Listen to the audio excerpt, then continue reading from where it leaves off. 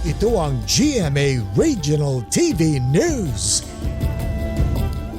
Patay ang rider at kanyang angkas matapos maararo at pumailalim ang kanilang sinasakang motor sa isang wing van truck sa Kumalarang, Zamboanga del Sur. Pahirapan ang pagkuha ng mga rescuers sa bangkay ng mga biktima mula sa unahang bahagi ng truck. Ayon sa pulisya, magkasunod na binabaybay ng truck at motorsiklo ang kalsada sa Barangay Poblasyon nitong Martes.